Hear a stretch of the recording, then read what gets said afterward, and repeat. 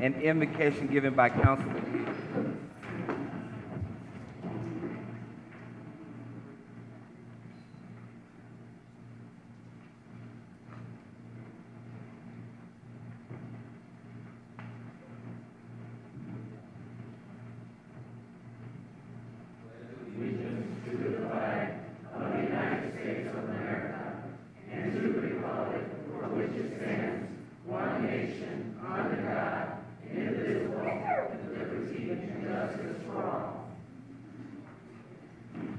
Please remain standing.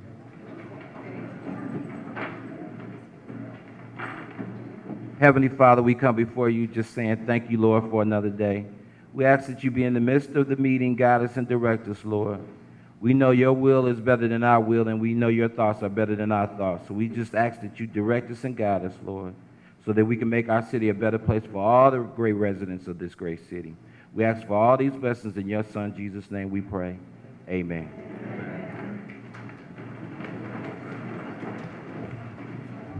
Before we get started, I would like to personally just say congratulations to our new councilwoman, and I look forward to working with you, Councilwoman Veneas.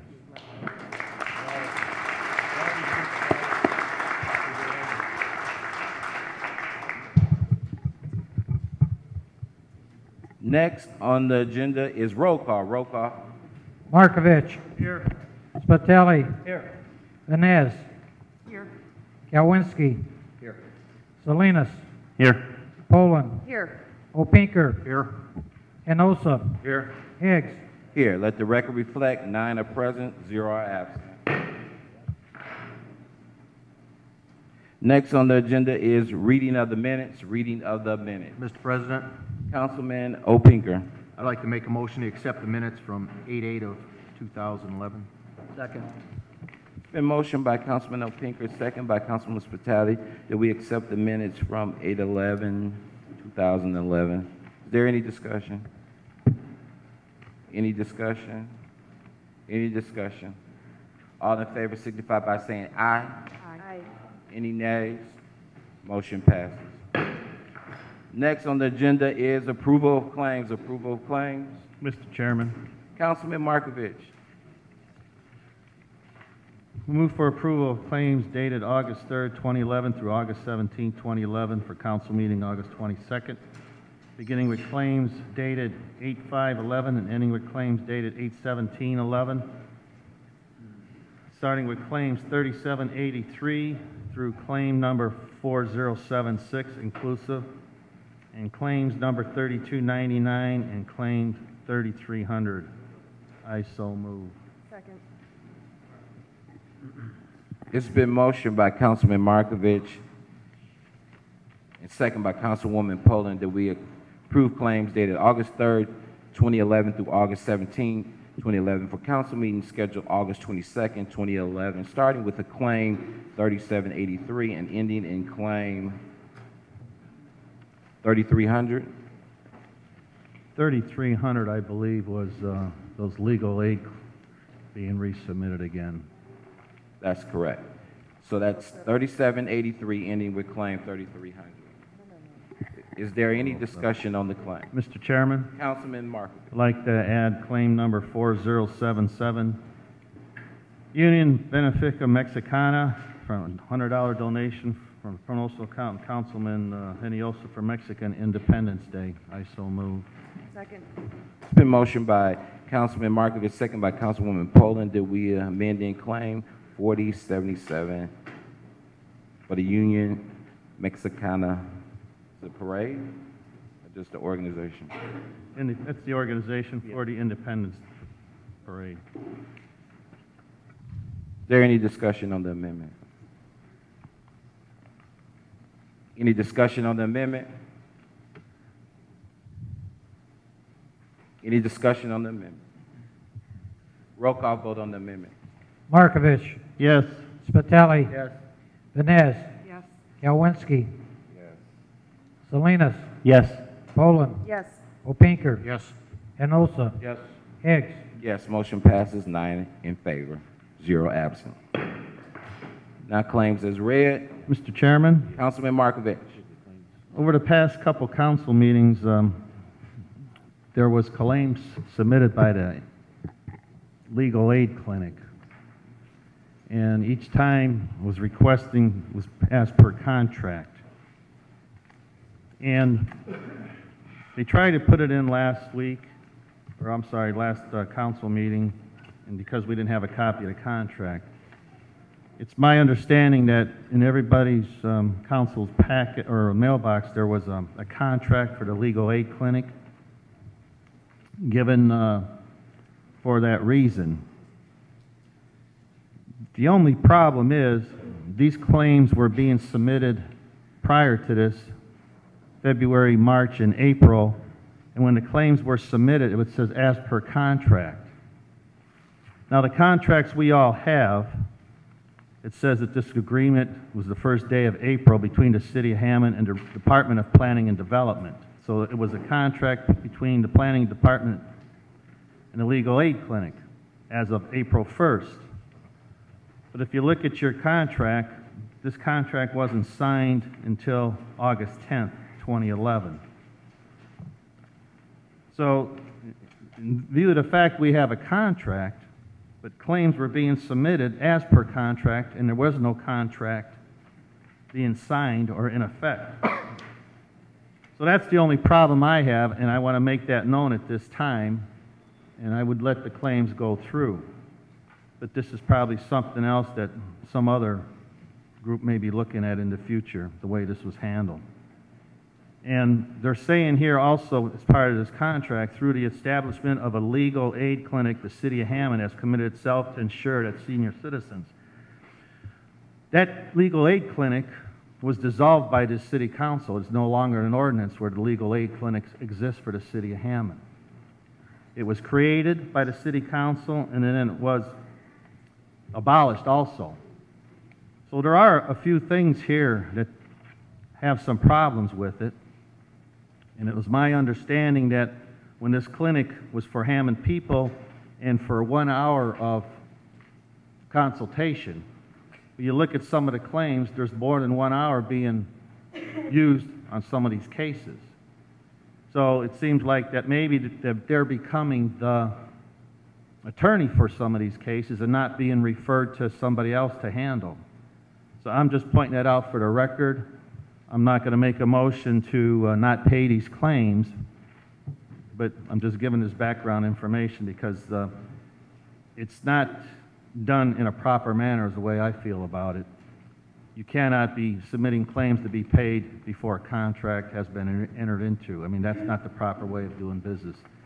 And I just think from the discussion we had here in the caucus room about another situation that's coming about, that whether people were notified or not, but if it was done under state statute or the legal way, that's another way also. Thank you. Any other discussion on the claims?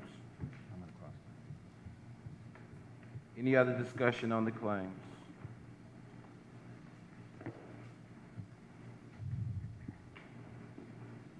Any other discussion on the claims? Roll call vote on the claims. Markovich. No. Spitali. Yes. Vines. Yes. Kalwinski. Yes. Salinas. Yes. Poland. Yes. Opinker. Yes. Enosa. Yes. Hicks. No. Motion passes 7 in favor and 2 noes.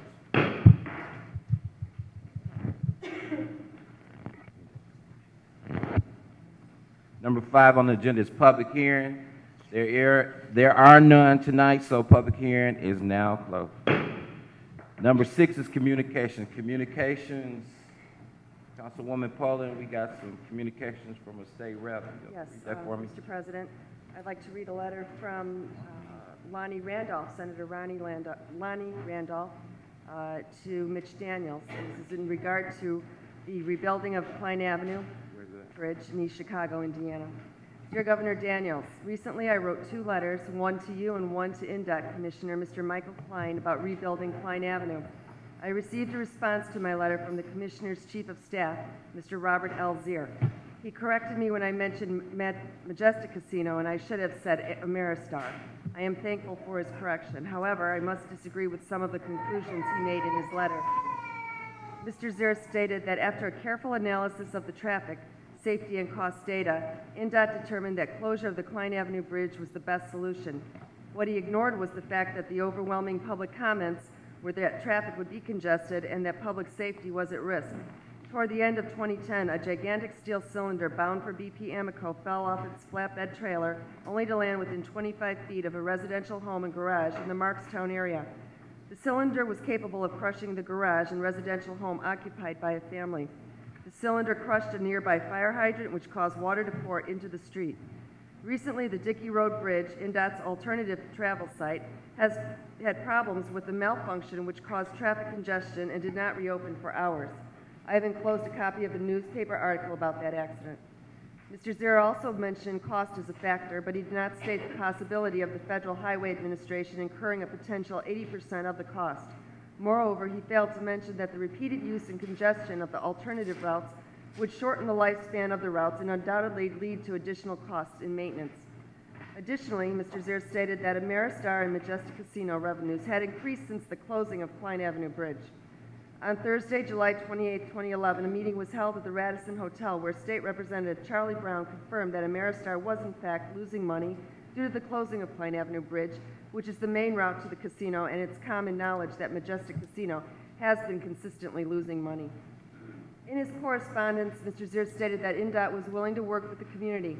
What he did not say was that the week before a public meeting was set up, plans by INDOT had already been made to demolish one of the sections of the bridge. He also did not mention that INDOT had failed to contact the local police department about this event and did not give notice to the police department of when the decision to close the bridge was made. I confirmed this information with Chief Gus Flores of the East Chicago Police Department. Mr. Zier also suggested in his letter that INDOT could not seek legal remedy from the construction companies because many had closed and that the statute of limitation for a lawsuit had expired. However, I have since discovered that the construction company for the project was Superior Construction Company, which is the same construction company that rebuilt the Martin Luther Bridge in Gary, which INDOT has announced plans to file suit against. The Klein Avenue Bridge deficiencies were discovered in November 2009. The 2-year statute of limitations on negligence does not start until the day the injury was discovered, which means INDOT has until November of 2011 to file suit. A breach of contract lawsuit could also be filed. The statute of limitation does not begin until the date the breach is discovered, which gives INDOT 10 years from the date of discovery in November 2009. Thus, INDOT has until 2019 to file a lawsuit. Mr. Zier also said that the state has, since 2005, spent approximately $750 million on transportation infrastructure improvements in Lake County. Whether this is true or not, I do not know. The only improvement on roads in the immediate area was on the Borman Expressway and the Martin Luther King Bridge in Gary. Both projects combined did not cost $750 million. Furthermore, what Mr. Zier did not address is the total dollar contribution Lake County steel companies had contributed to the state treasurer over the past century. He failed to discuss the position of the Gary-Chicago Airport Authority and the Regional Development Authority that Klein Avenue Bridge should be rebuilt.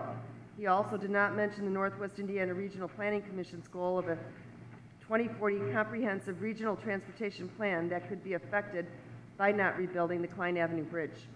For your review, I've enclosed in this letter 2 columns written by the Times of Northwest Indiana columnist Mark Kiesling and Lakeshore Chamber of Commerce Executive Director Dave Ryan. Both columns tend to dispute the openness that Mr. Zier mentions and the cooperation and input that INDOT claims they provided to the local community. As you can see, the perception of INDOT cooperation and openness seems to be in dispute. This perception seems to be joined by Monsignor Joseph Semenczyk, the priest at Sacred Heart Parish in East Chicago. I have enclosed a copy of the letter he wrote to me on July 9th. A major matter that Mr. Zier did not dispute was that transportation is vital to this area and state of Indiana. He did not dispute the fact that, as governor, one of your objectives is to attract industries from other states to come to Indiana. The non-rebuilding of Klein Avenue would not aid this objective for Northwest Indiana. Major Moves Trust Fund legislation netted Indiana $3.8 billion. We currently have a $1.2 billion surplus. We need economic development for jobs, which would lead to more tax dollars and the maintaining of critical services for the citizens of this state. I have argued with several prominent local public officials about your care and concern for Northwest Indiana. I have said to them that you are a good man and that you do care about Northwest Indiana. My request is that you prove the naysayers wrong by asking NDOT to reconsider their position and request that they go forward in rebuilding Klein Avenue Bridge. The legacies of the 8 construction workers who gave their lives in the building of the original Klein Avenue Bridge can be preserved if the bridge is rebuilt. We must not forget the fact that the bridge was a memorial dedicated to their efforts. Thank you for your time and attention. I look forward to hearing from you on this critical issue. Sincerely, Lonnie Randolph, Indiana State Senator, Senate District 2. Very well written. Yes, yes, I must say so. Excellent.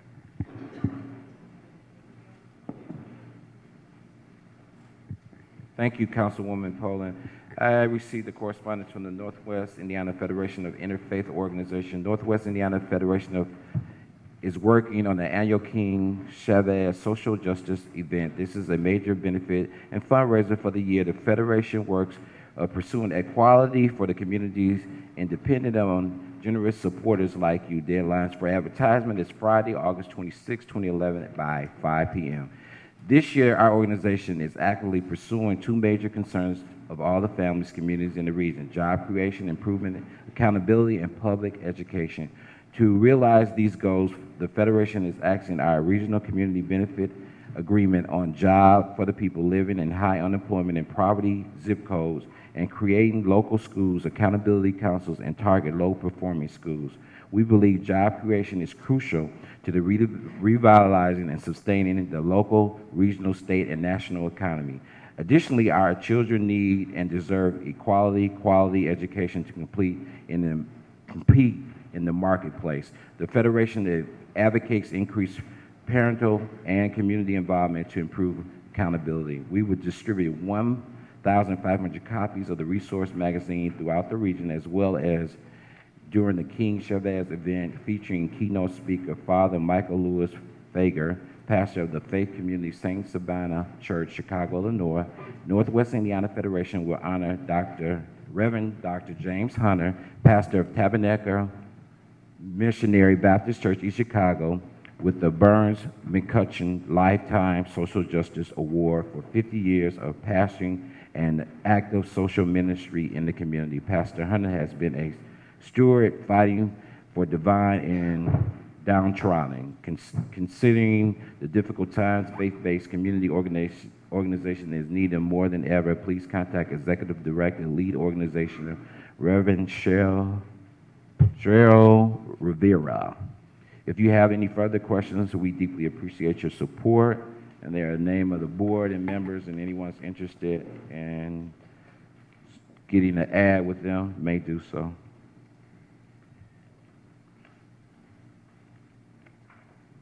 Another correspondence I received, Hust. Please join the Board of Directors and the staff of the Hammond Academy of Science and Technology Thursday, August 25th. Preview party, 5:30 p.m. to 6:30 p.m. The Lakeshore Chamber of Commerce, 5246 Holman Avenue. School tour is at 6:30 p.m. Hammond Academy of Science and Technology. Public ribbon cutting ceremony is Friday, August 26th at 3 p.m. Are there any other communications? Any other communications? Communications is now closed.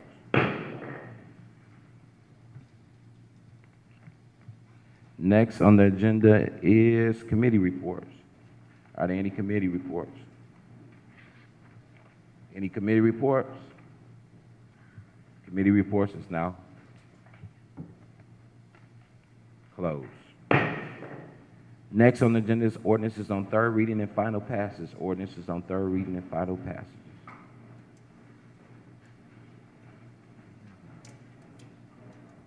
I don't know why she didn't call.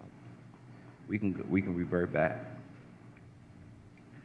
Councilwoman, you got a committee report. You should have said committee is bringing out 11-24. I apologize, Mr. President. Okay. We can go back now. Would you like to bring out 11-24? I would like to bring out 11-24, please, for third and final reading passed tonight. Out of committee reports, we're going to bring out 11-24. 24. Are there any other committee reports?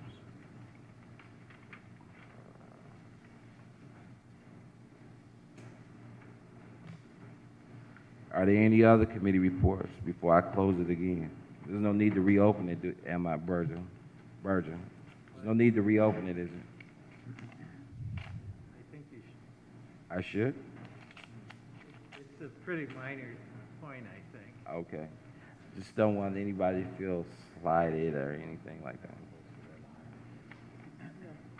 All right, 11-24. Are there any other committee reports? Committee reports is now closed.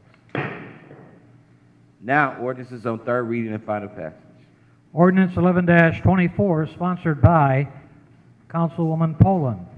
An ordinance to amend Ordinance 7974 and amended Ordinance 8400, also known as Title 13, Chapter 132 of the Hammond Municipal Code as it pertains to deadly weapons in civil city public buildings.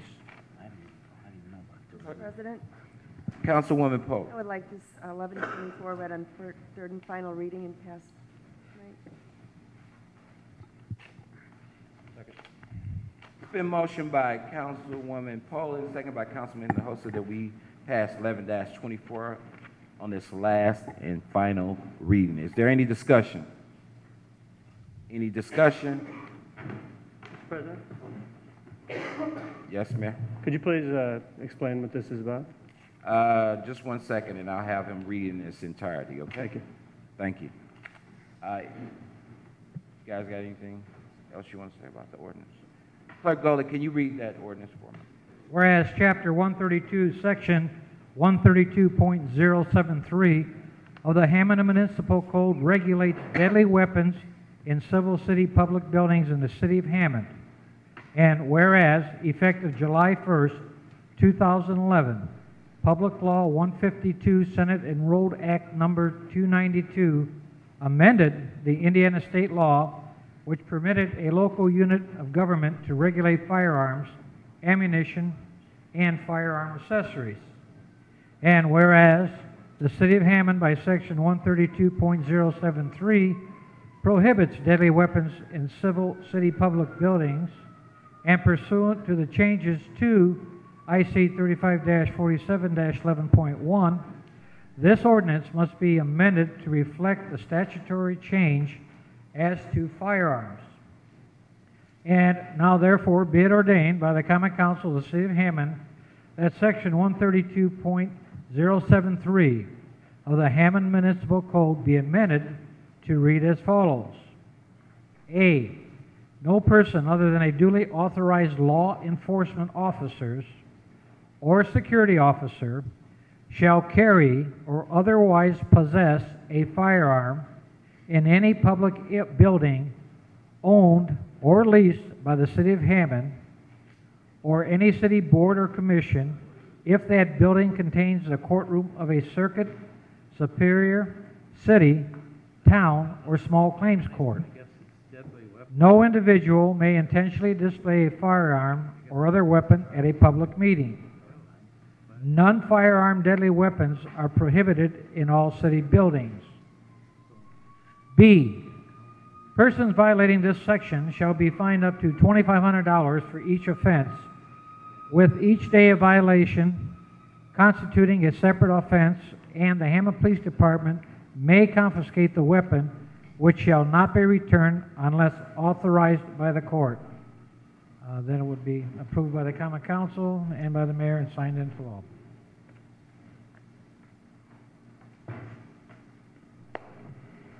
Mr. President? Yes, Mayor. So this ordinance is going to make it legal to carry weapons in City Hall or in city buildings. True? Is that a question for the president? Or It's a question for the council because I'm concerned. Well, the sponsor is Councilwoman Poland, and I'm sure if you want to address her, you can, or do you want me to answer the question? Mr. President? Councilwoman Poland. Okay, I believe in the past that you could not have a weapon in any type of weapon. You would have to check your firearm before going into any federal building or any federal building. City building. City in the city. Now I believe the way it reads, you can, as long as you have a carry permit, you can go in federal buildings, but you cannot go in one that has a courtroom. We're not talking about federal here, we're talking about city. City, yes. Right. City. So we're saying that it would be okay to carry weapons in city No. buildings? No, no. The only person who would have a weapon would be our police officer. Because we have, Would you like the clerk to read the ordinance again? I'm pretty sure I understand the ordinance. This is all stemmed from something that occurred downstate. yes. State legislature. And they're passed asking us this. to It's repeal. state law, and so she's just making it Well, part no. of our law in the city. Question. Right, given in City Hall where we have we have courts, no, Right. you cannot have, But you could take it to planning and development, you could take it to the civic center, you could take it to the Shepherd Center, as long as you you could take have, it to a library, you could take it to the township, you can take guns into these places under this ordinance. Is that what we're saying? yes, as long as you have a permit, yes. And that is state law now.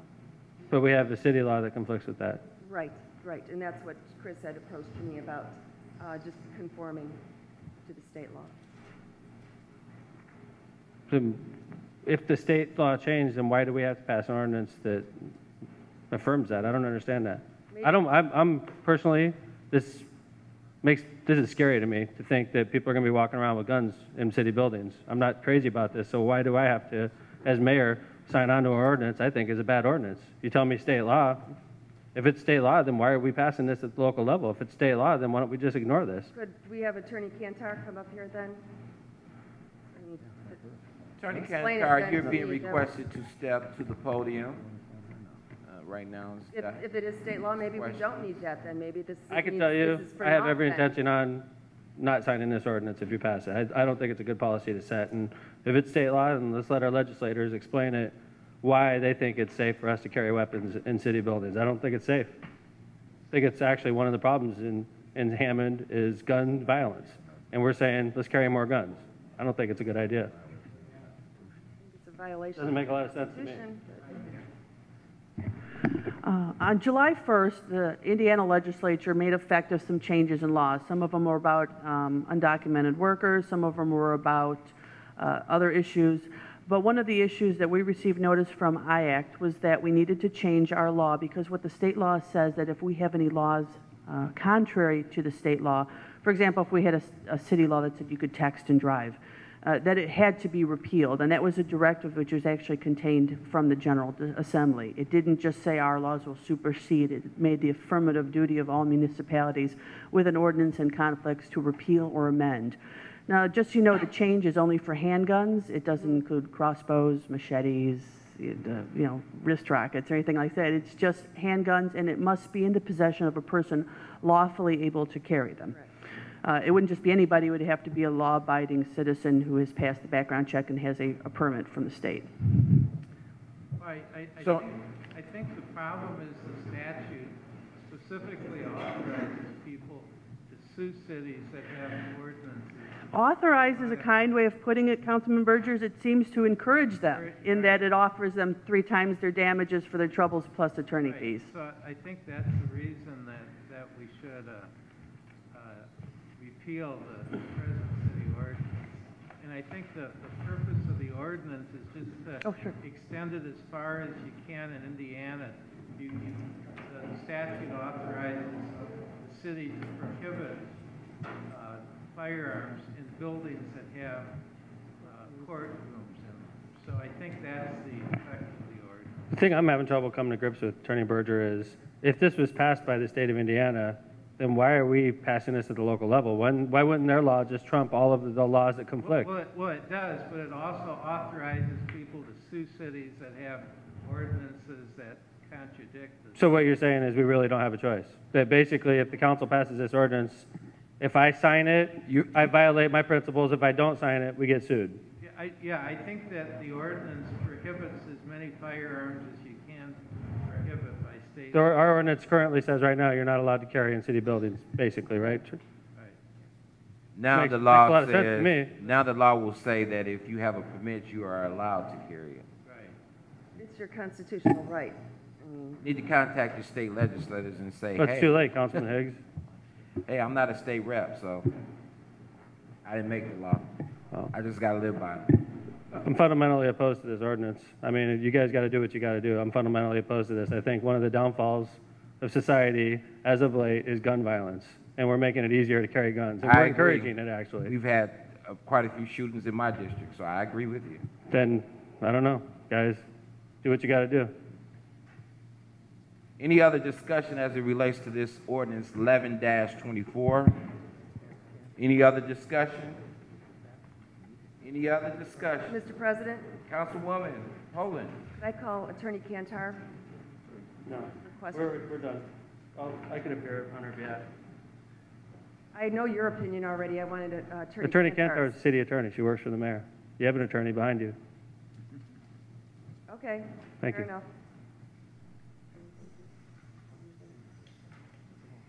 I'd like to make a motion to table. Second. It's been motioned by Councilwoman Poland, second by Councilman Markovich, that we table ordinance 11-24. There's no discussion on the table. Roll call vote on the table. Markovich. Yes. Spitali. Vines. No. Kalwinski. No. Salinas. No. Poland. Yes. Opinker. No. Enosa. Yes. Higgs. Yes. Motion to table, 5 noes, 4 yeses. Motion fails. 11-24. 11-24 is on the table. Is there any discussion on 11-24? Mr. President, Councilman Hinojosa. I believe if I'm correct, the same thing happened in major companies, steel companies, I'll say for example, that I work for. They've done the same thing. Even though the company still tells you you cannot bring a firearm because of state statute that was changed downstate, if you have a permit, we can bring a firearm into company property, and as long as we don't take it out of our car, of course. But the company still says that you cannot bring a firearm, but because of state statute, you can bring your gun into your vehicle as long as it's locked. Mr. President? Mayor. Yes, sir. 2 years ago, while a bill that was like this was pending, while the General Assembly was debating the bill, there was a workplace shooting in Portage where some people in the workplace were killed. And it was literally basically the same factual argument they were making in the State House. And there was a workplace shooting in Portage, and it was brought up in the State House, and it didn't faze them a bit, and they still passed a law. And you got to take a stand someplace. You got to take a stand someplace. If you guys think this is good policy, then pass it. Mr. Chairman? Councilman Markovich. The way this ordinance was previously written was because we had a shooting here at City Hall roughly 10 to 15 years ago in the prosecutor's office where in family disturbance, domestic violence, where the guy came in here and shot his ex right here in City Hall. And that's why we had the existing ordinance that nobody can carry a gun in any of these things. But now, you know, and I've been, you know, talking about this and, you know, calling downstate and talking to Linda Lawson, our attorney, and everything else. But Mayor, even though it may not like it as it is, you know, it's a state statute, and that's what they wanted. I mean, it seems like our hands are tied. You're damned if you do, damned if you don't on this one. I sympathize and I agree with you in a lot of respects, Councilman Markovich, but if it's state law, they could have easily said, why are they forcing us to do something, and if you're fundamentally opposed to it? Well, if they're going to leave it to the Hammond City Council to determine what the gun policy is in Hammond city limits, it should be up to the Hammond City Council, and it's up to the 9 of you, and it's up to me as the mayor.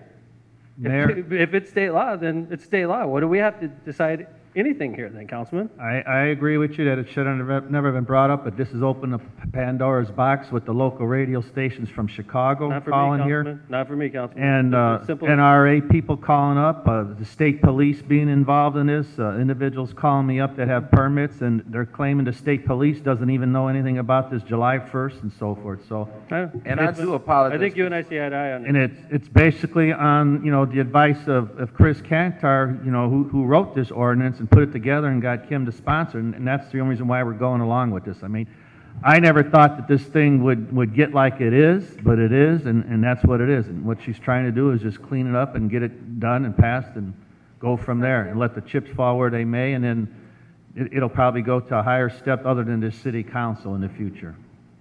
Councilwoman Poland? I support this ordinance 100%. I have no problem with this. In fact, I wanted to amend into it that elected officials, including legislative, judicial, and executive, could carry guns. I have no problem. I am a Republican. We don't really care about this too much. I mean, this is no problem with me. You better be careful with saying that in here. Well, President? yeah, I President? understand that, but you also have to understand how I feel, and I do support it, so. Mr. President, Yes, Mayor. as long as we're going on the record, I'm going to go on the record and say I'm strongly opposed to any such ordinance like this or anything that further encourages people to carry handguns in City Hall. In any city building, I think it's unsafe. I think it's naive in this part of the state to take a stance like that, Councilwoman. I kind of agree, you know, just around election, President? let me finish, and I will allow you to speak, but during the campaign, the last campaign, I came to a redevelopment meeting and was virtually almost beaten up just out of the hallway, out of the door by some people over here on Beale Street because they're so disrespectful and they obviously was supporting the other candidate. I don't want anybody coming in here with guns because people are cruel and mean and evil and they do all kinds of things, and I certainly want to be safe in regards to doing my job, and I don't want to feel threatened or intimidated by some person that wants to carry a handgun. President. Let me finish. I allowed you to speak, now let me speak. And I just feel like as though, you know, it's no need for that. But Mr. President, Councilwoman Poland. I would rather that someone wonder if I was possibly carrying before they came up to rob me than be a sitting duck. You can only look at the statistics in Chicago to see where their radical gun laws have taken them. Councilwoman, there's really no discussion on the table. We're continuing to do dialogue about this particular ordinance 11-24, but the motion's been made and seconded, so we need to vote on the table. But now we're back on discussion as to whether or not we're going to vote on this particular ordinance. So now, what is your position on it? Mr. President, Councilwoman Vines. is there a way that we can repeal the existing ordinance without having to vote on this ordinance? All you can do is lobby your state reps. No, I understand that, but we have an ordinance on the books right now that jeopardizes, I don't know exactly. I mean, if somebody was shot here and we have this existing ordinance on the books that you cannot carry a gun into City Hall and somebody was shot here and that's why the ordinance came into being. Can we repeal that ordinance without having to vote on this new one? Councilwoman Vines, yes, you could. The only problem is the ordinance that I drafted does still prohibit other deadly weapons, and a simple repeal of the ordinance in total would eliminate that restriction. So somebody could have a crossbow or a mace or a flail. So. Any other discussion on 11-24?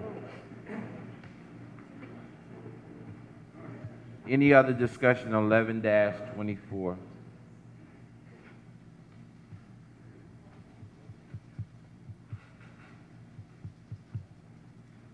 Any other discussion?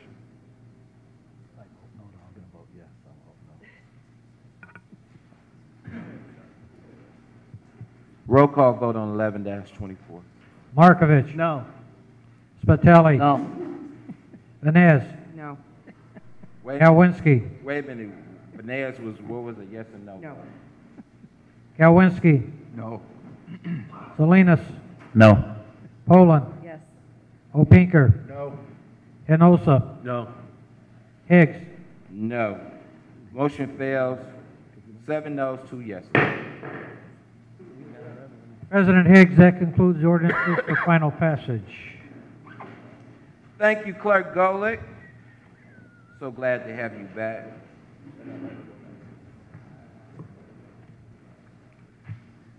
Next is introduction of ordinances. Number 9 on the agenda, introduction of ordinances. Item A, the 2012 Civil City Budget Proposed Ordinance.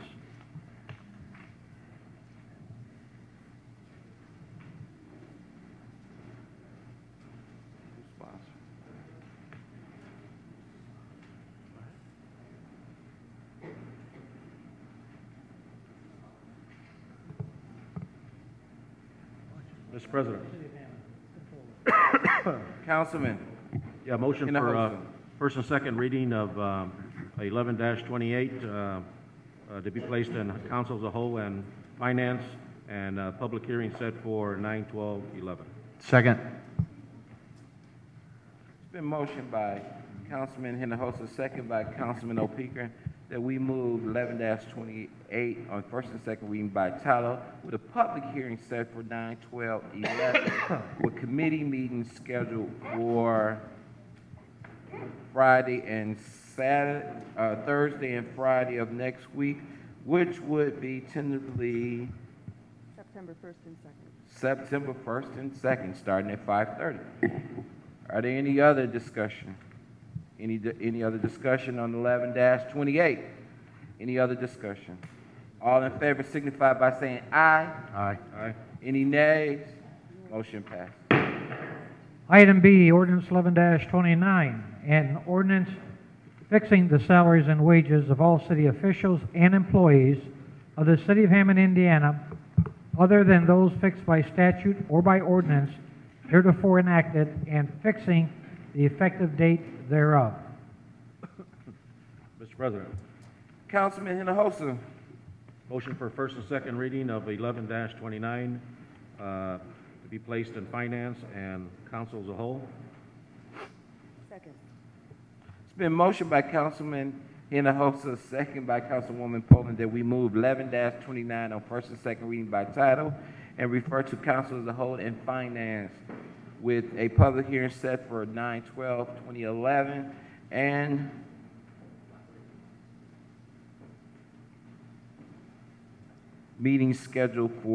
committee meetings scheduled for September 1st and 2nd, starting at 5:30. Is there any other discussion?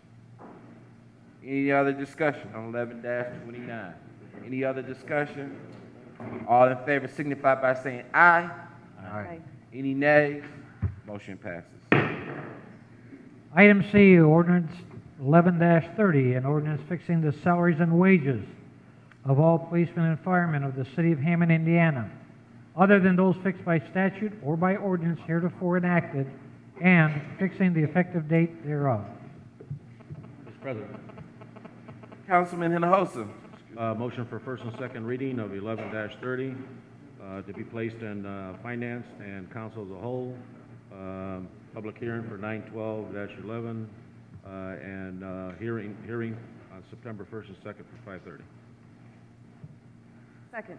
It's been motioned by Councilman Hinojosa, second by Councilwoman Poland, that we move 11-30 on first and second reading by title and refer to council as a whole and finance, with a public hearing set for 9/12/2011 and committee meetings for department heads on September 1st and 2nd, starting at 5:30. Is there any discussion? Any discussion? All in favor signify by saying aye. Aye. Any nays? Motion passes. Item D, ordinance 11-31, the redevelopment budget proposal ordinance. Mr. President. Councilman Hinojosa. A motion for first and second reading of 11-31 to be placed in finance and council as a whole. Second. It's been motioned by Councilman Hinojosa that we move 11-31 on first and second reading by title and refer to council as a whole and finance, with a public hearing set on 9/12/2011 and committee meetings with department heads set for September 1st and 2nd, starting at 5:30. Is there any discussion? Any discussion? Any discussion? All in favor signify by saying aye. Aye. Any nays? Motion passes.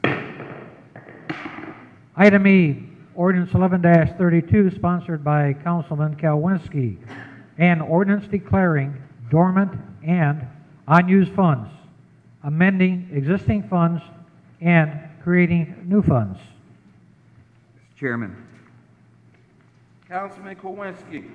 I move that 11-32 move through first and second reading and be referred to council as a whole. Second.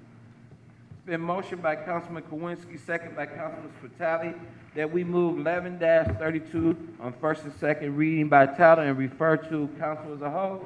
Councilman Kowinski? Is that council as a whole, you say? Yes. Okay. Is there any discussion? Any discussion? All in favor signify by saying aye. Aye. Any nays? Motion passes.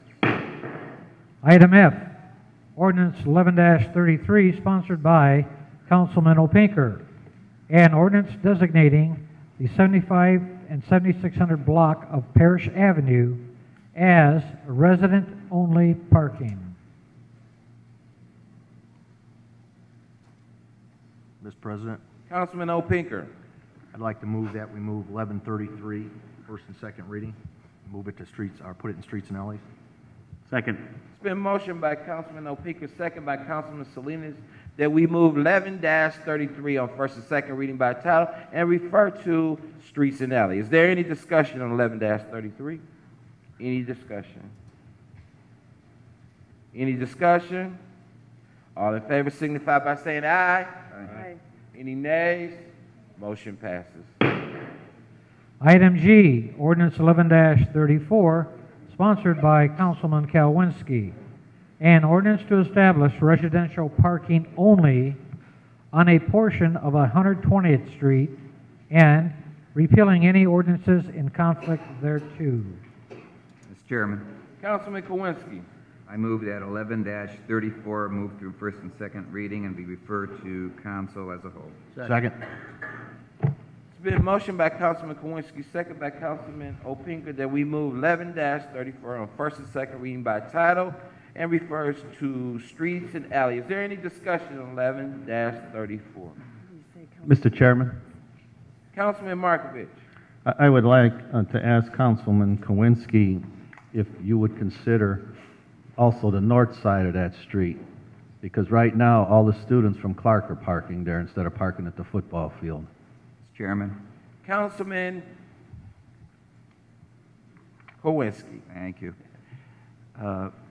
Actually, I already put that through Board of Works by the NIPSCO station, and because it's not residential, it doesn't require to come through the council, and those signs are up already on the north side, no parking at all. That still has to be approved by ordinance by the city council. My understanding is that it doesn't have to. It has to come through the council. It's not residential. It's by the NIPSCO property. Maybe our counsel, Berger, can clarify that. Attorney Berger, can you clarify that in regards to just because the property is not in the residential area, that still should, if you're going to put residential parking signs, it should still come to the council, am I correct? I believe you are. He believes I am. Mr. Chairman, I would hope that he would look that up for me and get back to me on that, and I'll take whatever course is required. Attorney Berger, can you please look that up for Councilman Kowinski and get back to him in regards to that particular ordinance? Thank you so much.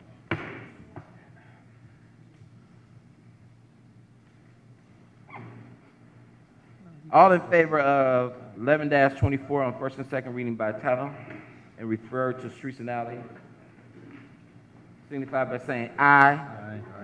Any nays? Motion passes. President Higgs, that concludes the introduction of ordinances. Thank you, Clerk Golick.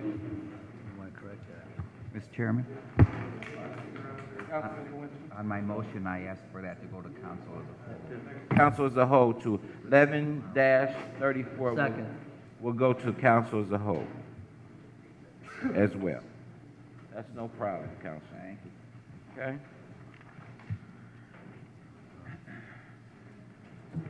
Next on the agenda is a resolution, number 10. Item A, Resolution 11R-12, sponsored by Councilman Higgs. A resolution confirming the reappointment of Robbie Bunbridge as a Commissioner of the Hammond Historic Preservation Commission of the City of Hammond, Indiana. Mr. President. Councilman Hinojosa. Yeah, motion for final passage of 11R-12. Second.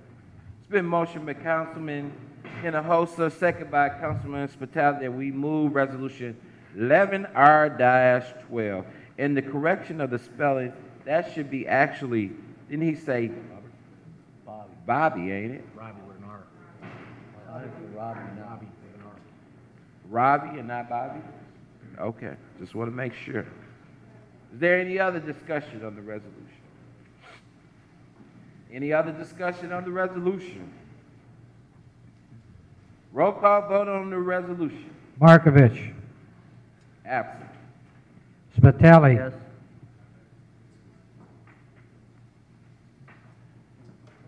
Tally. Yes. Yes. Vines. Yes. Kalwinski. Yes. Salinas. Absent. Poland. Yes. Opinker. Yes. Henosa. Yes. Higgs. Yes. Councilman Markovich, you're on the floor now. Would you like to vote in regards to this resolution? Yes. Yes, I would like to vote yes. Let the record reflect Councilman is voting yes, which originally was absent. So that would be originally 8 votes yes and 1 absent. Resolution passes. President Higgs, that concludes the reading of the resolutions. Thank you, Clerk Golick. 11 on the agenda is new and unfinished business. New and unfinished business. New and unfinished business. Mr. Chairman, Councilman Markovich. we all received a copy of the budget, and we were told that the State Board of Accounts adopted a new format. And I know, talking to a lot of the councilmen and women, the new format does not show what the previous approved budget was. In the past, we would get a budget that would show the 2010 budget, and then what they're asking for 2011, what was approved for 2010 and what's being asked for. And in that way, you can make a determination whether the line item was being increased, if there was more than a 2% or a 3% raise. So I'm going to send a letter requesting that the city controller provide some kind of format with this new budget forms showing what the 2011 approved budget was, and maybe they can show that next to this new 2012. I so move. Second. It's been motioned by Councilman Markovich, second by Councilman Hinojosa, that we send a letter to the city controller requesting what last year's budget versus this year's budget, because we got a new format of how the budget is set up, so we can identify with what last year's numbers were versus this year's numbers for departments. Mr. Chairman, Councilman Markovich. to be more specific, if this new format, if the 2011 numbers can be inserted next to the proposed 2012 budget, you know, I mean, he can just give us a copy of the 2011 budget, and you'd have to go back and forth, and you know what I'm saying. But if in the past it was listed right next to the new proposed budget, so it would make it a lot easier for everybody to follow. And being that we have several new councilmen on this council that never went through the budget procedure before, it would be advantageous for them and help them out a lot. Well, we need to extradite that because we're going to be in meetings September 1st and 2nd, so I will give him a call as well, and so we can have some kind of numbers so that everybody's prepared. Okay? I'll give him a call tomorrow. As president of the council, I'll take the lead on that, Councilman. So you want a letter to be sent anyway. Is there any other discussion? Any other discussion on the letter?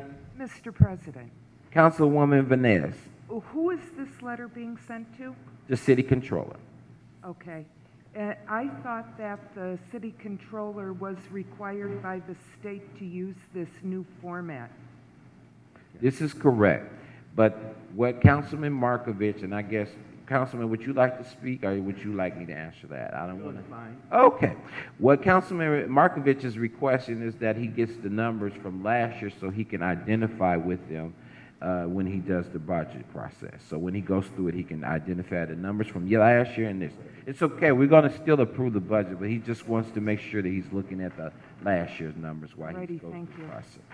Any other discussion as it relates to the letter? Any other discussion?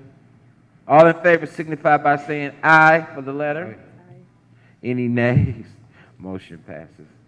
New and unfinished business. New and unfinished business. I received a letter from New Zion Temple praising the world with his glory. And it's on Saturday, September 24, 2011, the New Zion Temple Baptist Church Youth Ministry will present its 5th annual Fall Fashion Show at the New Zion Temple Baptist Church, 926 Morris Street, Hammond, Indiana, 46320. We ask for your support, our youth, by purchasing 10 tickets at the cost of $15. Your support will be acknowledged in printed programs. If you have any questions, you may contact the church administration line at 219-931-9466. Thank you in advance for your support. Sincerely, Reverend Brandon Jacobs. New and unfinished business, new and unfinished business. On this Saturday from 12 to 3, we'll be giving away school supplies at MLK Park. It's the 10th annual. 10 years we've been giving away school supplies, so send the kids over there. We got backpacks. We're going to feed them some hot dogs and hamburgers and juice and water and let them get off to a good school year. So send your kids on out, and everyone's welcome. It's a citywide program, and with the help of course, Councilman Markovich has been faithful over these 10 years, and Clerk Golick has been faithful as well. So thank them in advance, because I know they're going to do what they need to do in regards to that. Thank you so much. New and unfinished business. New and unfinished business. New and unfinished business. New and unfinished business is now closed. First speaker of the evening will be Jaquita Rango. Mr. Chairman? Yes. There's a lot of new people here tonight, and maybe what we should have done under new and unfinished business is should have had a public hearing in regards to this property on Ann Street, and I think a lot of them don't know the procedures. But right now, if anybody that's here for the Ann Street, you can sign in and talk and give us your thoughts about what's going on. Even though that resolution wasn't brought out, but it's from my understanding, it might be coming out 2 weeks from now. Whether all their amendments are going to be made and so forth, or that's to be seen too. But we know there was some confusion about as far as who was and wasn't notified, and this is your time and place to speak now under public expression. And we ask that you try to keep it to 3 minutes and wrap it up then. Thank you. First speaker, J-U-L-I-E-T-A.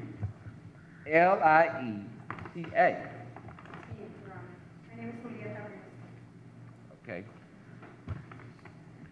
You have the podium. Just basically, I want to reiterate what we said next door, is that I'm not happy with the way this matter was handled, and that I want to receive some type of notification. And I was unclear about the procedure. So I appreciate you, Mr. Markowicz, explaining that. And I don't know what happens next, as I'm confused. For the record, it's public expression, but for the record, you need to identify what in particular you're talking about so everybody's aware and it's part of the record. Now you're on the record. So it's going to be a part of the record permanently, so you need to speak to the issue. Chairman? It's affecting you. Okay? No. May I approach my sister? You may.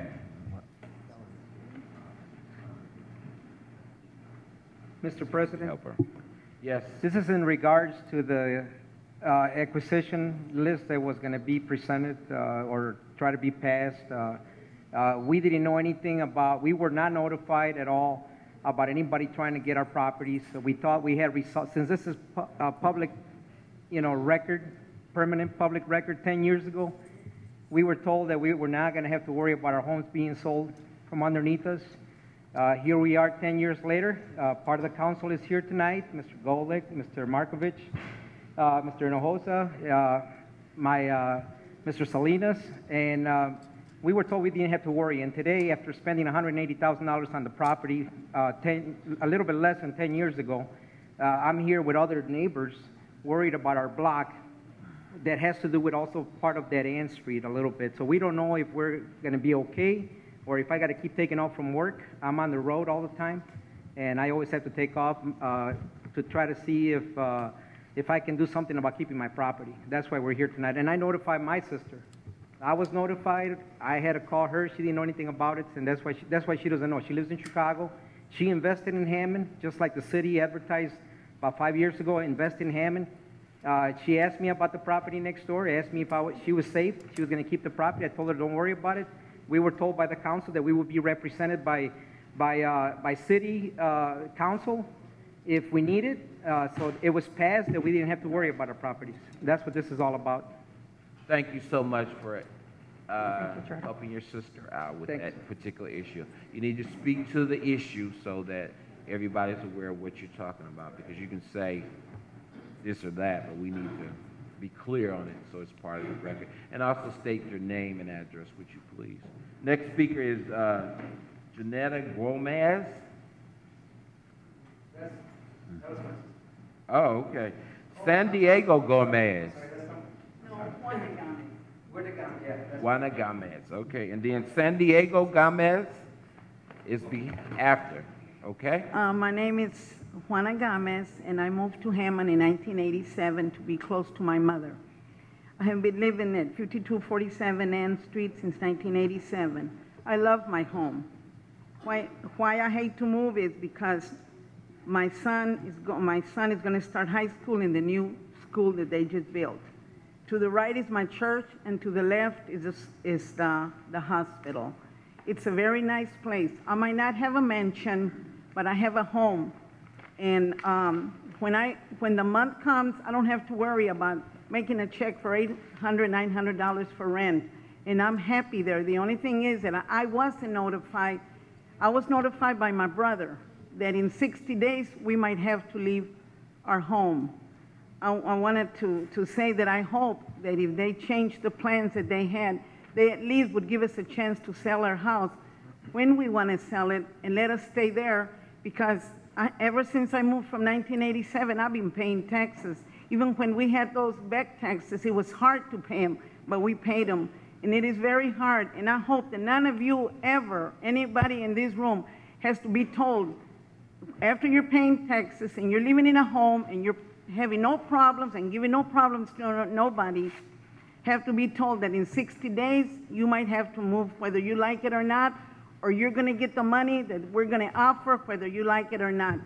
I raised my I have 8 grandchildren, but 4 of them, I raised them there. And ever since they heard that we would have to leave in 60 days, these kids have not been the same. Every time that somebody knocked on the door, I thought it was somebody coming to tell me to leave. So I hope that they give us a chance.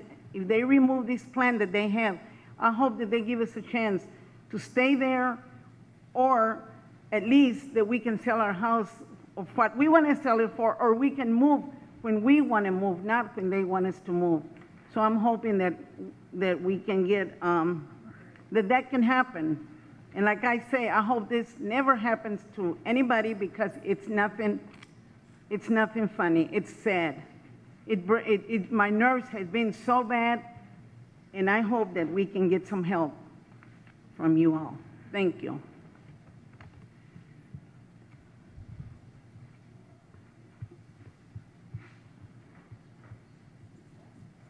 San Diego Gomez Jr.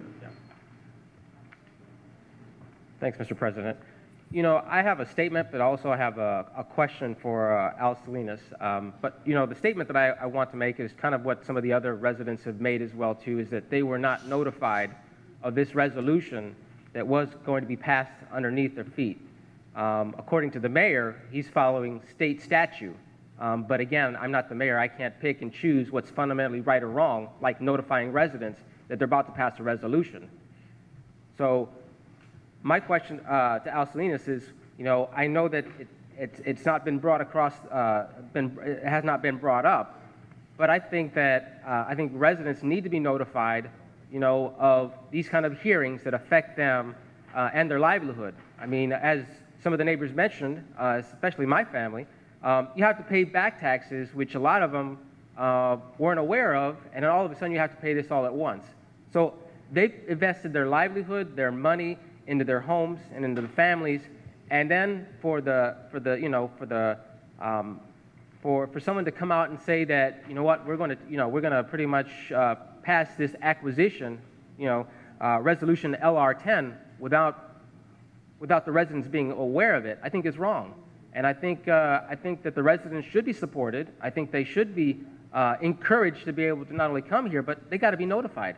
And you know, I think that if people are gonna be willing or, you know, interested in selling their properties, that they're not going to be shortchanged with some mediocre offer. And I think that's one of the things that a lot of the residents are concerned about. Is that one is that you have a resolution that was about to be passed, and it didn't. Thank goodness, it didn't get passed.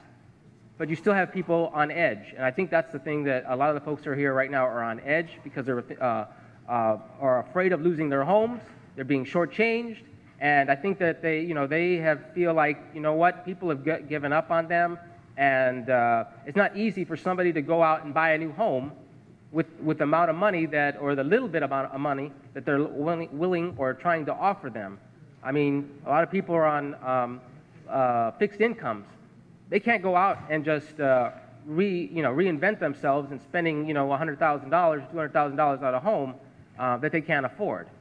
Or try to manage to find a place to live when they've already been, you know, they've already been settled down for so many years. I've lived in for, you know, over 20. I was born and raised in Hammond, and so I know what it is to call Hammond my home, and to have someone to come out from underneath us and try to take that away is wrong. And I think neighbors, I see the residents of Hammond deserve to be notified. They deserve not to be shortchanged, and I think that's the outcome of this. And my question to Salinas is what, you know, what is the outcome? What is the intentions for the property on Ann Street? Because to be honest with you, none of the residents have got a clear answer as to what is in the plans or in the works for the property on Ann Street. Can you tell me that, Al Salinas? Or is there anybody here that can tell me what is in the plans or in the development for Ann Street? I know there's a school there, but somebody must know. Mr. Gomez, we're under public expression. We can open back up at the end, okay? We'll try to answer your questions. I'll have Councilman Markovich open the floor back up, and we'll try to answer some of them, but a lot of them were answered in there. It's important that you pay close attention to detail, okay? Just so when we open it back up, take a little notes, okay? Some steps that you're gonna need to follow this through, okay? Yeah, I just wanted it for the record. I mean, I understand what we talked there, but I'd like to hear it on the record here. From what we your discussed, councilman? From what we discussed, yes. From Councilman or from you, Mr. President. If he wants to speak at the time, that he can do something. But, okay. But it's public expression. So are you done now? Yes. Thank you. Next speaker, Ms. Montana. I think it's G-E-R-A-R-A. Macuello. I can't. Who is the Gomez? There's another Gomez. That's my brother. Where is he? He's not here tonight. This is only for people that's going to speak. Okay, I'm the one that's going to speak. I'm here on his behalf. Okay. And after that is Bernice Lopez. So after him, you can speak. Yeah, okay? she's just standing. This is my daughter. Okay, if she's not, okay, let me make something perfectly clear. The purpose of the list is to sign in to speak and address the council. Okay, You're I just want to follow up from what went on in there. I understand it. That's Let all. me finish, sir. The purpose of this list is for people that are going to address the council. If you're not going to address the council, there's really no need to sign your name. All right. Okay? Now, would you like to address us? Yes, sir. Okay. Just so that it goes on public record. You're speaking to the public and the council and the internet. Okay. Because there seemed to have been some confusion earlier when the mayor, you were there, he said this wasn't my administration 10 years ago. But 10 years ago, like I said, I thought it was laid to rest. And I'm hoping that when I leave tonight that I can just go back and do trucking like I normally do so I can feed my family. I have paid the back taxes that Mrs. Gomez was mentioning earlier. My son doesn't even get to go to that school even though we apply. I have a school that was built in the back of my house and we don't even have a right or a priority to go there. I don't know if there was a lottery or how this went about, but you know, it's sad that we can't even have that. But my house is not for sale. When I had $180,000 invested in that house, you know, someday when I retire, when I'm a little bit older than where I'm at today, I might rent because my kids will be gone and that's probably the only income I'll have. But until then, it's still a single family home. That's how it is in the books. And I invested that money just for my family, not to make money off from it, just to live with my family and be left alone. And that's how it is today. And I wanted that to go on public record. Thank you so much. Okay. Are you Bernice Lopez? Yes, I am. Mr. President, the council, my name is Bernice Lopez, and we own 5209 and 5215 State Line. We bought it in about 1990. We bought it from a slumlord. We sent a lot of sweat equity, a lot of money to that property. In 1995, the redevelopment committee wanted to acquire the properties because they were going to build condos and we don't know what else. And they were struck down, and we were told to be comfortable and confident that this could be, that they weren't going to do nothing about it anymore, and that, you guys can go and, put new stuff. So we put new windows, thousands of dollars in that, new porches. We just kept on, improving our property. And recently, of course, in 2002, the property is where it was in its highest, in its highest value. The taxes went skyrocketed. A lot of properties, people lost their properties, but we didn't. We just kept on paying the taxes, which went approximately from $2,000 to $7,000. We kept paying the taxes and keeping our properties up. And basically, now when the property's values are totally down, and we were told about appraisals. Appraised property, they're in half right now, and everybody knows that. A lot of residents left this community. A lot of landlords abandoned their properties, so it backfired on everybody. But we stand in firm in Hammond, keeping those properties up. And basically, we didn't abandon the properties. And now, when the properties are going to be in half of what they were worth in 2002, we are going to be, not even notified by the council or by anybody what is going to be happening to our properties after we've been with this community for so many years and invested and make it reasonable for other people to live in. I remember a mailman coming over and they couldn't even recognize the property because he's like, wow, what you guys have done. And I just believe that, if this is what's going to happen to N Street, we are just down the street. We are behind the school. We didn't oppose the school. We were happy that the school is coming in. We promote this city, and we want to, we are not against it, but we are against of the redevelopment going behind our backs and saying that there was amendment made to the 1995, basically in 1995, the redevelopment. And now they're saying there was an amendment made. We were never notified of that. So we basically what are asking is that the council will strike this resolution down. And if there is going to be any asking us of anything to do to sell our properties, it would be on our terms when the market was like in 2002. I believe that the council, if anybody will come to you and ask you to sell your property right now, and you will do an appraisal in 2002 to today, you will know that your property is worth at least 75%. I'm a real estate agent. I know that the right now, if you're going to go and do appraisal on any of those properties, it's going to be in half. And is that fair? That, why didn't they came in 2002 to ask us whenever those properties, the taxes were so high? Why didn't they ask us to sell then? Whenever we could have get at least, what it was worth. So I'm asking the council to take this into consideration and to notify us about this.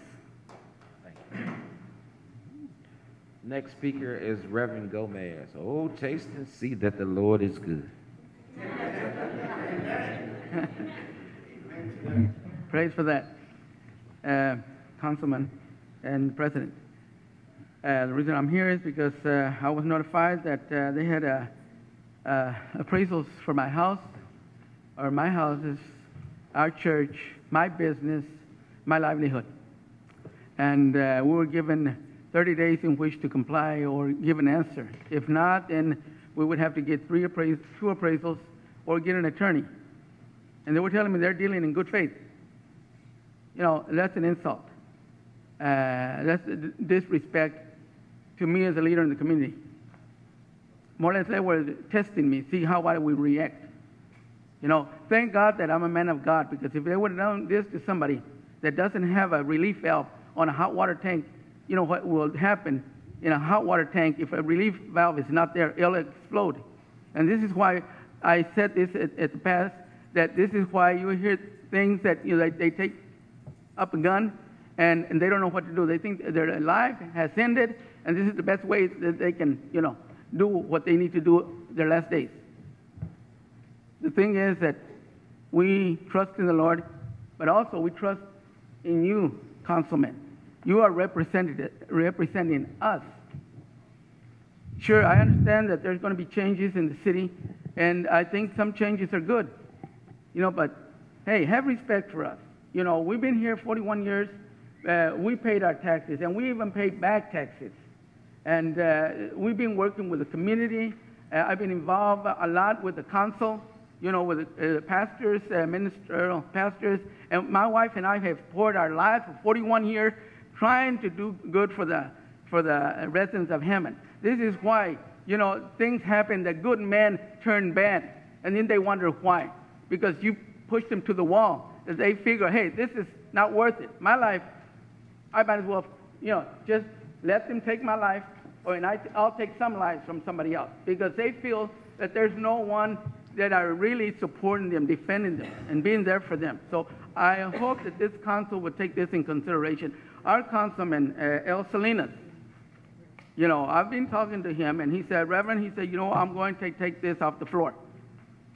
So the thing is that, you know, sometimes, you know, you say things, but then when the time comes, then you don't do it. Yeah, I don't understand, and you explained to me, Councilman Salinas, what the mayor told you in there at the caucus room. More or less what I understood it, and this is my words. You know, if I don't have my way, I'm not going to give you money for your projects. This is what I understood. Correct me if I'm wrong. That's a threat, you know, and because he's mayor, he can do it.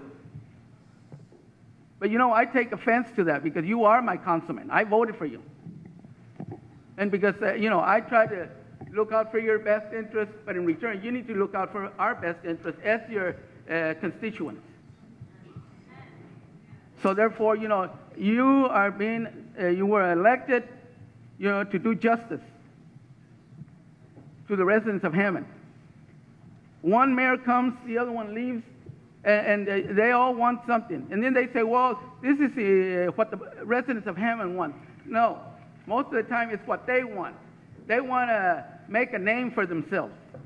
And then they leave and they say, well, you know, people come into town, they say, oh, Mayor Thomas McDermott, oh, he did this. This is a lot of times greed. They're selfish and greedy. And they don't care who they go over. They take it up on themselves. They get their attorneys. They go by the law. And, you know, they say that this is a law from Indiana. Well, you know what? This is our property. You know, why don't they come to us? That's it, Pastor. Got to go to the next speaker. Okay. So I'm asking for your help and your support. Thank God you. bless you. Pastor Wayne.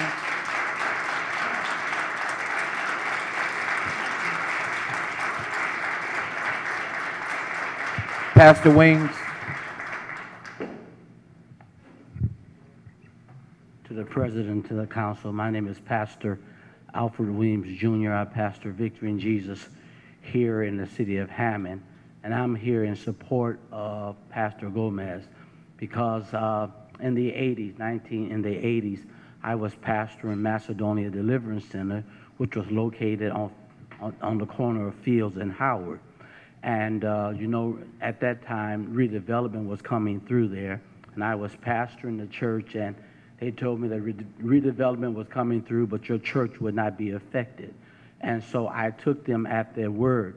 And meetings and meetings with Pastor, rest assured, your facility would not be affected. And I'm here to tell you, as the deal went down, we received a letter saying that we was going to acquire your property. Well, then I went back to what they had, to what Redevelopment Commission had told me, and they said, well, we didn't tell you that. I said, listen, you told me that. See, I used to be a liar, but I'm a Christian today, and I believe in telling the truth. Yes, I used to be a liar, not only a liar, but I was a thief. Oh, my But God. today I'm a man of God, Ah. and I came to support this man because, you know, he's a man of God, and he's trying to do something in our city. And I think that, none of you all was on the council then, but I can think back when I came to ask the council to intervene, and they had such a cold heart toward the issue that they said nothing but hit the gavel next and get out, you know. But I ask you tonight, put yourself in this man's place and the people that live on Ann Street Place, especially in the time that we live in. And I understand that there are things that have to change, but there's a way to do anything. There's a right way and a wrong way. And that thing is, I believe that you all have been appointed by God to be in the positions, and one day we all going to have to answer to God. Yes. But one day I will never have to answer to God for mistreating people. I've had my mistakes, but I'll never have to answer to God for doing people wrong. So I'm here tonight to encourage this council and this president to consider if there's any way that it can be avoided of taking their property. You ought to consider what we can do to help them. Thank you. Next speaker is Raymond Fletcher. Raymond Fletcher. Mr. Chairman, Councilman. I went to school at Reverend Weems there, and I think after 40 years, I think I found out where my tennis shoes went now.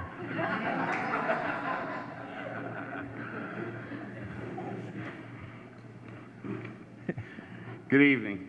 Raymond Fletcher. Few issues I'm going to speak about this evening. The first one is claims.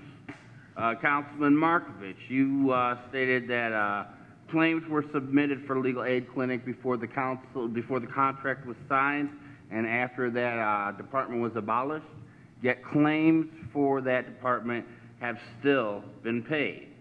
It's just a shame that this right here is how y'all claim to represent us, we the people. You know, some of you seem to forget that you guys, some of you, were elected by the people, and you need to serve the people's needs and not those of those that had anointed you. Secondly, as you all are very well aware of, I am active in transportation in our region. And since our Hammond RBA appointees have yet to give you a single report, let me continue to pick up the slack that they continue to leave. Today at the RBA board meeting, they voted to abolish the Brown route. That is the route that takes residents from the Dan Rabin Plaza, they pick up at Community Hospital, and they go to Crown Point. At the end of September, September 30th, 2011, that service will no longer be available. Good thing we gave them that $1.8 million, huh? I see it was very well spent. I was right about that decision then, and I still remain right on that issue today, and hopefully some of you will begin to listen. I saw that the juvenile antics were in full force this evening with respect to when Councilwoman Poland called up the city attorney. Kind of like, this is my ball, no, you can't play with it. I'm going to keep it on the shelf. Some individuals need to realize that the city attorney is paid by this council. This council does approve the claims, and she does work for us, we the people. So perhaps somebody needs to remind others of that. Councilwoman Poland, the last issue I want to talk about is guns. Yes, ma'am, I am a Democrat, and you know what? I pack heat too. I roll the streets in my wheelchair. I've been mugged 17 times in my wheelchair. I have had over $1,000 in my lifetime stolen off my wheelchair. You're darn right I roll with heat, and proudly. Now, it's funny when that ordinance, pulling it, tabling it, whatever you want to call it, was being voted on, I sat and I looked up here and I watched the strings being pulled as people looked up. How do you want me to vote? Again, you were elected by the people, for the people. And let me close with this. Somebody came up here and said, no, I will not support that. That violates my principles. I have one question. Is that the principles that they were born and raised with, or are those the principles that they bought 8 years ago? Thank you.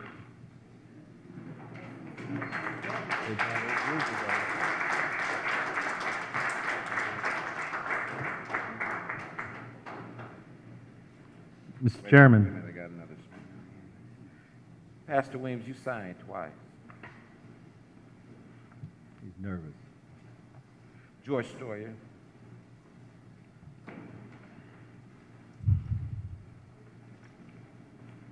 It's probably the first time you guys are going to be glad to see me.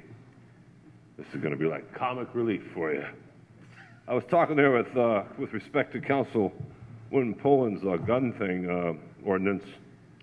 I was asking Eddie Banda there if there were any place along the south shore of the lake there that I could pick up some chaps, maybe a 10-gallon hat and some spurs. I mean, that ordinance is ridiculous. I know it's federal law, it's been handed down to state law, but I'm wondering if there's something in the home rule that allows the city ordinance or the authority of the city to override state ordinance. I doubt it, but I'm just asking that maybe somebody could look into it. It's like the Wild West out here. Anyway,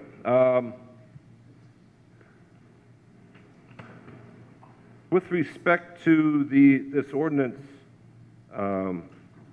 that sort of confiscates the entire block of 75 to 7600 Parish, I know you guys mean well. I'm sure you do. But it just strikes me as how can you, I can see you taking, like in the case with the Flat Rock residents, each house applies for a sign that says, you know, resident only. That leaves some of the street available. Here you're commandeering the entire block, it seems. And I don't know, I got problems with that. Is that special legislation? Is that valid legislation? I'm not so sure about that. I think that's overkill, but that's me. I'm just raising the issue because that means I can't park on that street, that entire block. Well, what do you mean I can't? I mean, that's a public street. Now, granted, if he's got the signs, you've particularized, okay, fine. I can't park in front of his house. He's allowed at least one spot, or the owner. But the entire block? So I'm going to be ticketed if I, you know, there's something just not right with that. I don't know exactly what, and I really haven't had a chance to look it up and, you know, get analytical about it. But I guess the same thing holds true for, although it's only a portion, 11-34 by Kolwinski, a portion of 120th Street. I know that has to do with the school, and that's probably it's only a portion, and I understand that they're just inundated with student cars and stuff. That might be a little different. I don't believe that there's a school between 75 and 76, let's try this again. 7500 and 7600 block of Parish. I don't think there's a school there. There might be something there, but I don't think there's a school. Anyway, that's it. I had a problem with that. That's, let's see if there's anything else. It just seems like a blanket sweeping piece of legislation. Thank you. Ruth Morris. Ruth. Carmen, do you need these back? Carmen, you need these back or not? You need them? Because I'd be throwing them away. I'm sorry. Good evening, Councilmans. I would like to thank Councilwoman Poland for reading my letter at the last council meeting that was pertaining to the getting the council to learn further details about the situation affecting the property values of the Southmore Road neighborhood concerning the building of an unnecessary flood wall in our yards. I'd like to follow up on that, I would like to read portions of a letter, of an email, that I sent to the district commander of the U.S. Army Corps Chicago District, who has just taken over that position. He was introduced at the Little Calumet River meeting on August 10th. Councilwoman Poland was there, and Councilman Dance Patel was there. Thank you for your support. And part of this letter reads as follows. Dear Colonel Drummond, as you have been informed, unlike other properties in the floodplain, the Southmore Road properties are high on a ridge overlooking the river, already out of the floodplain. This has caused us to question the decision to construct an unnecessary flood retention wall in the yards. The important question to you is, why was the Corps decision of April 2010 to not build the wall reversed in August of that year, and by whom? That has never been explained to us. This definitely reversed the decision that we finally had now been able to get our property values back under control.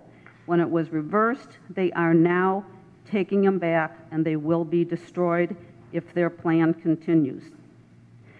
The major residential concerns of the flood wall installation in this area are: the inland yard drainage system is in question. The cracked Holman Avenue Bridge that the wall would be attached to. There are 2 garages that are legal garages within the workspace boundaries. There is a 40-year-old in-ground pool that would be affected by this. There are 6 glassed-in porches within feet of the workspace. The instability of the High Ridge riverbank in order to get the construction equipment in. The inability of the construction people to work from the riverside. The one-way access of the construction site. And most importantly, the entire loss of the trees, which will cause devastating financial damages to these properties. Colonel Drummond, I was very impressed with your statement of get it done right, and feel that in order to have this portion of the system done right, responsible, out-of-the-box thinking must be utilized to protect this fragile ecosystem and the intrinsic value of these properties. Ron McGarren, the Deputy Director of the Indiana Department of Natural Resources, who is also a Little Calumet appointee, stated at the meeting, this system is not flood protection. It is risk protection. And the Army Corps has only one chance to get it right for Southmore Road, and this is the chance to do it. Please accept our offer to discuss these issues with you further. I did get an answer from him. He is going to be setting up a meeting so that we can talk one-on-one with the Army Corps and figure out what is going on. I am asking you also to give us the support of the City Council to protect these very valuable properties in South Hammond. As the people on Ann Street are crying for their properties, for their property values, we too have been doing this for over 20 years. We are now asking for the council support. And every councilman is invited to come and visit the neighborhood. Thank you. Thank you. Can I get a motion to go back into the regular order of business? Mr. Chairman. Councilman Markovich. Motion to go back to regular order of business. Second. It's been motioned by Councilman Markovich, second by Councilman Salinas, that we go back into the regular order of business. Is there any discussion? Any discussion? Any discussion? All in favor signify by saying aye. Aye. Any nays? Motion. First, I want a letter sent to the RDA and requesting what happened to the funds that they received from the City of Hammond, and what is the status of those funds, and that I am imposing any terminating of any routes directly affecting Hammond and the surrounding areas in Northwest Indiana, especially the bus route that goes all the way to Crown Point. I so move. Second. It's been motioned by Councilman Higgs, second by Councilman Salinas, that we send a letter to RDA in regards to addressing, possibly stopping the transportation services of the bus services from Hammond to Crown Point and some other areas in Northwest Indiana. All in favor signify by saying aye. Aye. Any nays? Motion passes. Secondly, I want to answer your question to the best of my ability. The document can be found on 649 Conkey Street, the document that you're referring to that affects the properties. I would request that each individual that owns property go down and request that document and read it for themselves. If you cannot understand it and you don't interpret it the way it should be read, or you having problems with understanding the language in it, then at that point you need to probably contact the attorney. Just food for thought. Secondly, the language in there should have the properties that it will be affected and the entire project. There are some things that are going to take place that's in that document that I'm not in agreement with, like moving downtown Hammond. And the reason why, and I don't have a problem with coming out today and saying it because I'm a firm believer and I stand by what I believe in, and it's general that City Hall has been here all my life, probably before I was even born. Why is it that when everything that's in my district has to be moved out? You took the health department, you want to move this, you want to move that. The reality of it is there's nothing wrong with this City Hall. It's been here, and to me, it's not a good time. The way economics are, it is not a good time for moving a City Hall downtown Hammond. So that's where I'm at on that. Now, if any other of my colleagues want to address the particulars of that particular document or address, I know you had questions for Councilman Salinas. That's totally up to him if he wants to address you in regards to that. But that's where I'm at. That's where I'll stand. And I am also very offended by the fact that when they initially brought that document to Plan Commission, they told me that each of you were notified. They lied to me. They lied to me. And I have a problem with that. Because I, as a representative on this council, represent them and sit on the Plan Commission. And that question was brought up. Did you notify all the residents? And they simply told me yes. And tonight I found out that was a no. And just so happened, Pastor Gomez showed up at the last meeting when this was starting to formulate and start the moving. But the reality of it is you need to be open and honest and tell me, hey, the question was simple. Did you notify the residents of what was going to take place? Now, had they told me yes, and you guys came here and said, yes, you were notified, then I would be like, okay, they knew what was going on. But for someone to tell me that you all were notified and you wasn't, that's not right. And that's not the way I operate. So,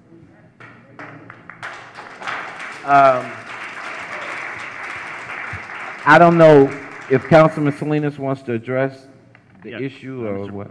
Mr. President? Councilman Salinas?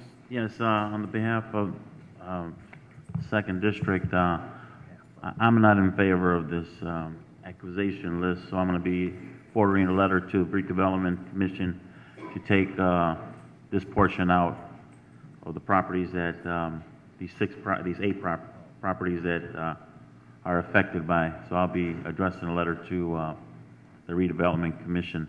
And as far as City Hall moving, I'm in favor of it because it's going to the Second District.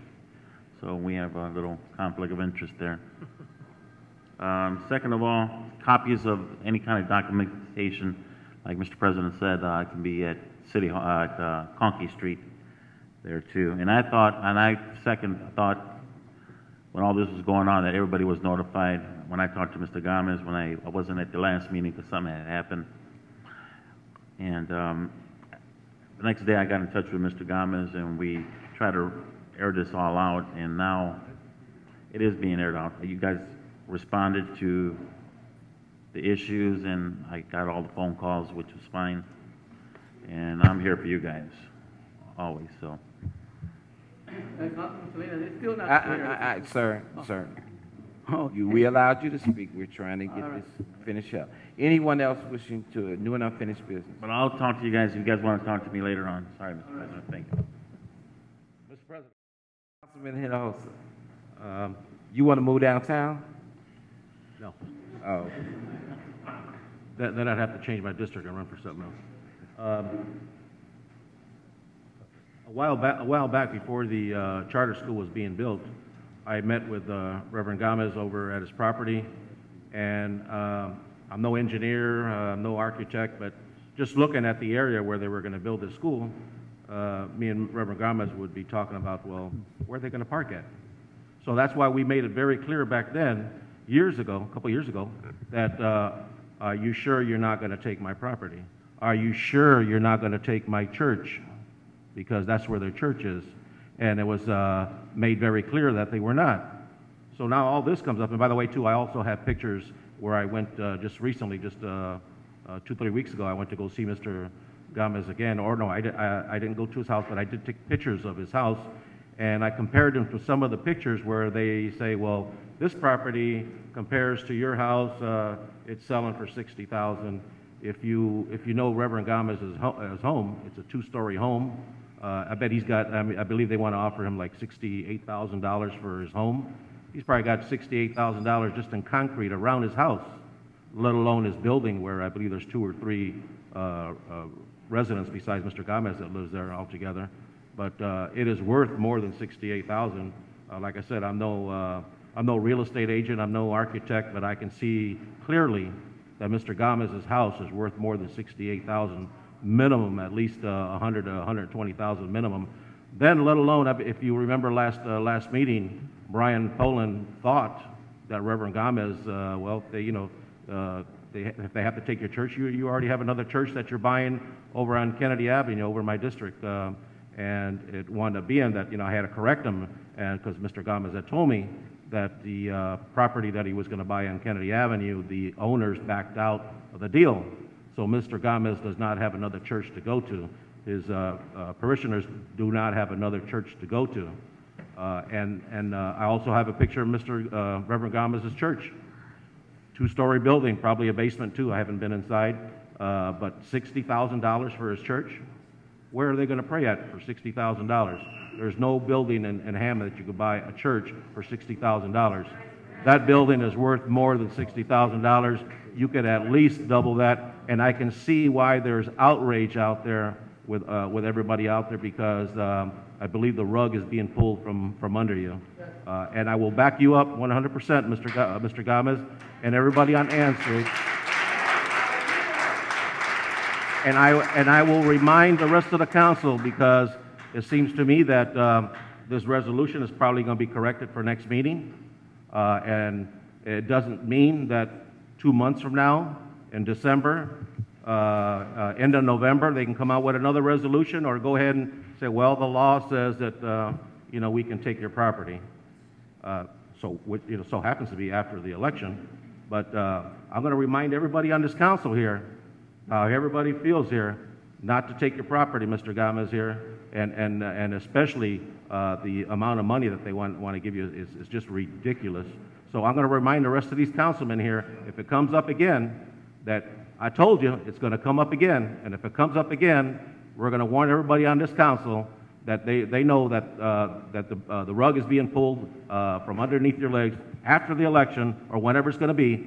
So it better not come out. If this resolution is fixed, let's hope it's fixed right, and let's hope it's permanent for your parishioners and everybody that lives on Ann Street. Thank you. But not only that, I mean, the reality of it is that, this issue is affecting you today, but it may be something tomorrow. And the reality of it is you need to come out and find out what's going on in your city.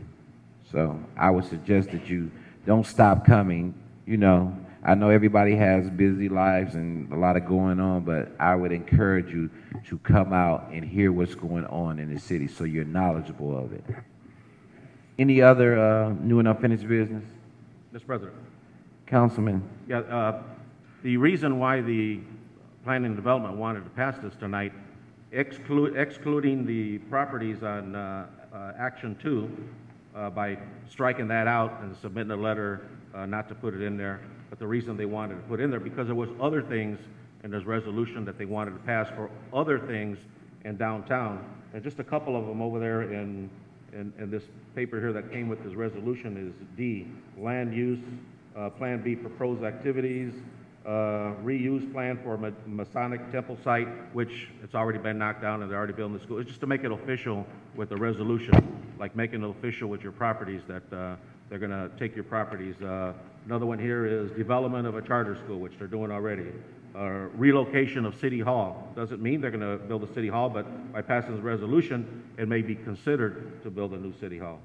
Consolidation of off-street parking, which they can do. It's just other things. There's other things that they wanted to pass by passing this resolution. But I'm glad you guys. I'm glad you came out here and made yourself vocal to stop the properties on Ann Street. Thank you very much. Any other new and unfinished business? Also like to send a letter to redevelopment in regards to the Woodmar project to find out what the status is and when he's going to get going on finishing that project. And the grass needs to be cut as well. So I need a letter to go to code enforcement in regards to the grass being cut over there and some landscaping and finding out what's the status on that project in terms of getting it completed, because it's been ongoing for quite some time. So I so move. Second. Motion by Councilman Higgs, second by Councilman Salinas, that we send a letter to redevelopment in regards to the Woodmar project and the development, as well as code enforcement in terms of getting the grass cut over there by Carson's and whatnot. Is there any other discussion on the letter? Any other discussion? All in favor signify by saying aye. Aye. Any nays? Motion passes. New and unfinished business. New and unfinished business. New and unfinished business. New unfinished business. New unfinished business is now closed. Can I get a motion to conclude this meeting? Motion to go back to the regular order of business and adjourn the meeting. Second. It's been motioned by Councilman Hinojosa that we go back to the regular order of business, and second by Councilwoman Poland. Is there any discussion? Any discussion? All in favor signify by saying aye. Aye. Motion passes. Now, can I get a motion to close this meeting? Motion to adjourn, Mr. President. It's been motioned by Councilman Hinojosa to adjourn, and second by Councilman Salinas. Is there any discussion? Any discussion? All in favor signify by saying aye. Aye. Any nays? Motion passes. Good night.